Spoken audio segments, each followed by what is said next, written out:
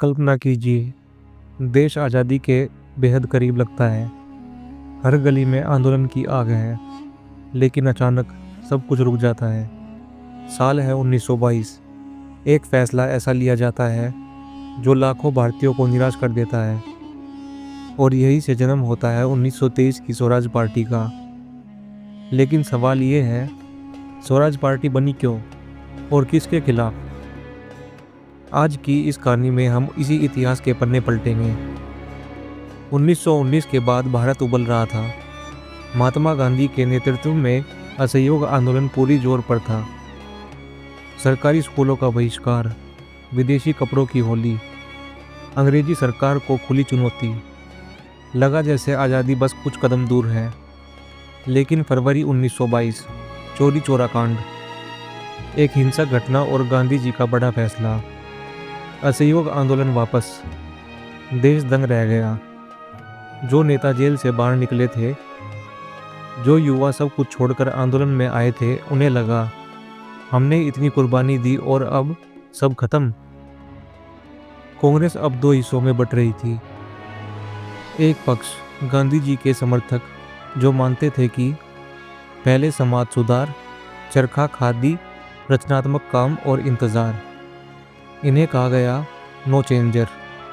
दूसरा पक्ष कुछ बड़े नेता थे जो कह रहे थे अगर सड़क पर आंदोलन नहीं तो अंग्रेजों की कानूनी व्यवस्था के अंदर जाकर उन्हें चुनौती दो। ये नेता चाहते थे चुनाव लड़ना, विधान परिषद में जाना, अंग्रेजी सरकार को अंदर से रोकना। यहीं से टकराव शुरू हुआ। और फिर साल आया 1923। दो बड़े नाम आगे आए, चित्तरंजन दास और मोतीलाल नेहरू। इन्होंने कांग्रेस से अलग होकर एक नई पार्टी बनाई, स्वराज पार्टी। इनका नारा साफ था, सरकार के भीतर जाकर सरकार को चलाने नहीं देंगे। स्वराज पार्टी का उद्देश्य था विधान परिषदों में प्रवेश, बजट और कानून का विरोध, ब्रिटिश सरकार को असफल साबित करना। ये लोग हिंसा के खिलाफ थे, लेकिन खामोश बैठने के भी खिलाफ थे। 1923 के चुनाव में स्वराज पार्टी ने शानदार प्रदर्शन किया। केंद्रीय विधान परिषद, प्रांतीय परिषदों में जीत, अंग्रेजी सरकार को बार बार रोका। हालांकि वे सरकार गिरा नहीं पाए, लेकिन उन्होंने एक बात साबित कर दी, भारतीय नेता अब सिर्फ विरोध नहीं, रणनीति भी जानते हैं। स्वराज पार्टी ने आज़ादी की लड़ाई को एक नया रास्ता दिखाया। स्वराज पार्टी ज़्यादा समय तक नहीं चली, लेकिन इसका असर गहरा था।